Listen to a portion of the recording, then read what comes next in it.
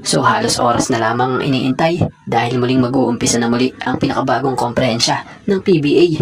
Halos lahat nga ng mga teams ready na. Especially ang kilalang crowd favorite na Barangay Ginebra. Kapansin-pansin na patuloy sa pagpapakondisyon ang mga players ng Ginebra. Yung iba naman talagang patuloy ang pag-grind sa pakikipagbakbakan sa court. Speaking of pakikipagbakbakan may napansin tayong player, yung Jeremiah, kapansin-pansing komportable na sa mga kinikilos at galaw niya. So bago ang lahat, credit po kay Sir Manny Ginebra Boys para dito sa video na to. So magbibigay lamang tayo ng counting reaction at opinion patungkol dito sa kabarangay. So speaking of Jeremiah, babalik tayo dito. Asahan na mas magiging agresibo eto ngayon dahil panigurado babawi ito. So bilang isang fan intindi natin na nag-iingat pa siya noon dahil sa tagal nga din niyang bago naka-recover mula sa isang major injury. Pero ngayon, tingnan nyo naman na napaka-healthy na.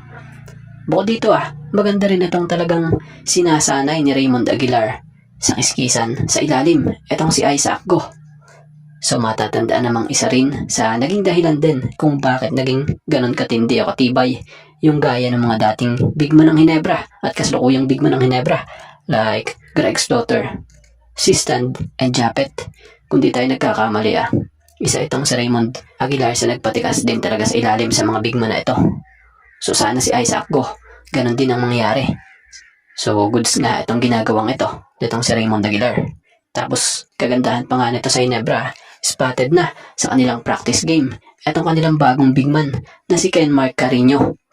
Batay nga ngayon dito sa video na to nitong si Troy Rosario na ini-upload, credit po marahil hindi pa nga siya naka-uniforme at hindi pa nag-ensayo. Ang mahalaga, nagpakita na nga ito. So si Kenmark Carino nga, nagpapagaling pa nga rin po ito mula sa tinamon nitong injury nito panahong nasa terra firma pa ito. So abangan natin kung makikita na ba natin siya ngayong conference na ito or sa next conference pa ng ligang ito. So dito tayo sa naganap na tune-up game ng dalawang magkatunggaling Titan Ultra laban sa Meralco.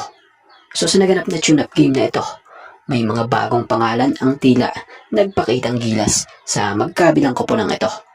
Gaya na lamang sa Titan Ultra ang nagpasikat ang mga pangalang bago like King Caralipio and Paulo Havillanar. At sa kabilang koponan naman laking tulong nitong rookie veteran na si Jason Brickman. Especially ang kanyang pagiging gwardya gamit ang malulupit niyang assist sa koponan ito. Bagamat hindi naman nagkakalaro hanggang dulo ang naging larong ito, ito'y patunay lamang na kahit tune-up game pa lamang ito, sila'y mga seryoso. Speaking of seryoso, itong nangyari din kila Paulo Havillanar and Raymond Albasan. So sa sobrang pagkaseryoso, maaga pa nga lamang may nag-init na ang ulo. Bagamat nagkaroon ng tensyon at kiskisan, putulin ko lamang po saglit ito. Siyempre credit muna kila Miss Summer Vlog and bangin kay Mr. Alvin Var for this video. Credit po. Tiramin ko lang po ng haglet. Magbigay lamang po ako ng konting reaction at opinion patungkol dito. At siyempre, pakifollow nyo nga po pala sila. So bagamat nagkaroon ng kaunting kiskisan dito, maganda dito. Pagdating sa dulo, kapansin-pansin, sila'y nagpatawadan at humupa din ang init ng mga ulo. At about naman tayo dito sa bagong import ng Meralco na si Marvin Jones. So matatanda ang una ng napabalitang import sana na ninanais ng Meralco Bolts yung Ismael Romero. Kaya lang nang dahil pa nga po sa hindi pa natatapos na tong issue, umaksyon na ang Meralco para kumuha ng bagong import ilang araw bago ang umpisa ng pinakabagong season ng komperensya ng PBA na ito. Kung saan hinugot ng Meralco Bolts ang 7-footer import na si Marvin Jones. Sa mga hindi familiar kay Marvin Jones, ito'y big man na kayang maglaro, mapawing man yan o sentro ng team. Kasalukuyang 32-year-old. Kagandahan sa 7-footer import nito, umikot ang magandang karir nito sa paglalaro sa Europa. Sa totoo lang, last year lang natulungan nito mapag-champion ang team ng PAOK Thessaloniki sa Liga sa Europa. So, doon pa lamang makikita na din na sanay na siya at champion experience siya. So, panigurado, sanay ito sa mga nakaka-pressure na mga laro or dikdikang laro na siyang inaasahang makakatulong ng malaki para sa tinatarget na kampyonato din ng Meralco.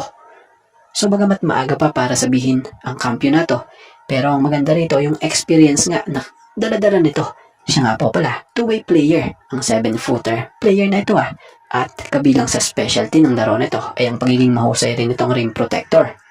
Pero kung gusto nyo malaman kung gaano kahusay naman ang opensa nito, ito na, kayo na ang humatol.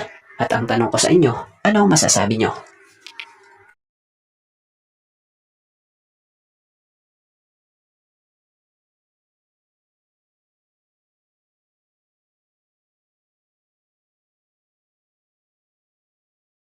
So dito naman tayo muli.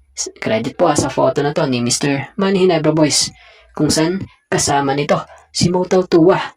So sa litratong ang ito, talagang pinag-usapan malala maging sa comment section kung ito ba raw yung tinutukoy sa naging update or post nitong si Sir Snow kamakailan lamang na gusto ng player na ito maglaro din sa Hinebra. So para sa atin opinion natin dito, hindi si Mo ito. Dahil kita naman natin kung gaano siya ka-close din kasama ng teammates niya sa SMB. At ilang kampyonato na rin ang kanyang nakamit kasama ang mga ito. Siguro nagpa-picture lamang itong si Mr. Manny Hinebra Boys. At walang ibig sabihin ito. Kasi yung iba, agad, ayun, porket kasama lang sa litrato ng isang taga Hinebra, binibigyan na agad nila ng ibig sabihin nito. So, tingnan pa rin natin sa hinaharap kung sino nga ba yung big man na tinutukoy dito.